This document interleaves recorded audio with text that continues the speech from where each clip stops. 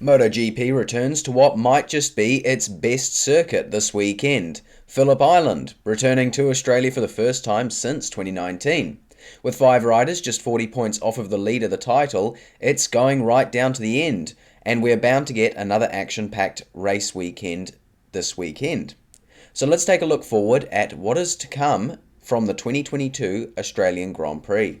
Let's begin with the weather. As of the moment, it looks like we'll be getting a pretty clear weekend, aside from Friday, where there is some possibilities of showers throughout the day. Last time we were in Australia, it was Maverick Vinales on pole as he set a lap time of 1 minute 28.492.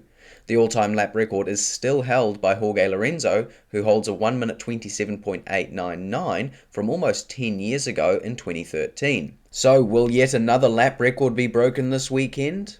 It seems quite likely given what we've seen so far this year. The winner of the last race around Phillip Island in 2019 was, shock horror, Marc Marquez.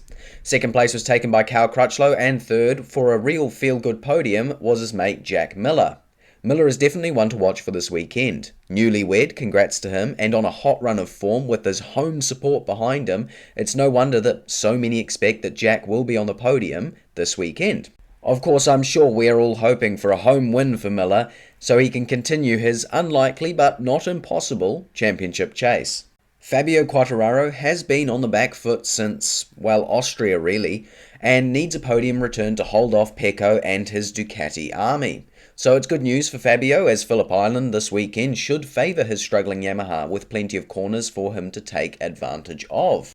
However, Fabio's one and only race in MotoGP at Phillip Island was not a good one, as despite an excellent start from second on the grid, he crashed out on lap 1 at the Southern Loop, running wide and being clipped by Petrucci's airborne Ducati. Still, I'm sure after the miserable race he had at the Thai Grand Prix 2 weeks ago, Fabio will be extra fired up and ready to battle it out for the win this weekend.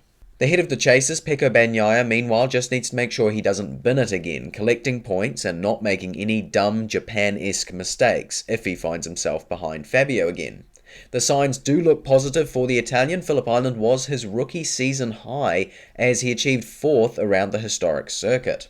Another good weekend for Bagnaia could easily see him taking the title lead with just 2 rounds to go. Maverick Vinales has had a couple of quiet rounds, but this weekend could see a return for Top Gun as he clearly likes the Phillip Island circuit with his aforementioned pole on the last visit to the circuit in 2019. Granted, he did bin it in that race, but 2018 did see him win, so who knows, maybe Maverick joins that very exclusive wins on 3 different manufacturers club this weekend. I also want to give a very rare mention to Remy Gardner.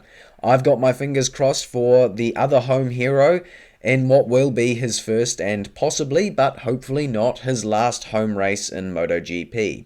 Good points for Remy this weekend would be very nice to see. So that's a preview of the Australian Grand Prix. It's going to be an exciting weekend of racing and I can't wait. If you are getting to go and watch live, then you'll probably feel my jealousy radiating even across the pond. Tell me your predictions in the comment section below. If you liked this video, then please like and subscribe. Thank you very much for watching. Goodbye.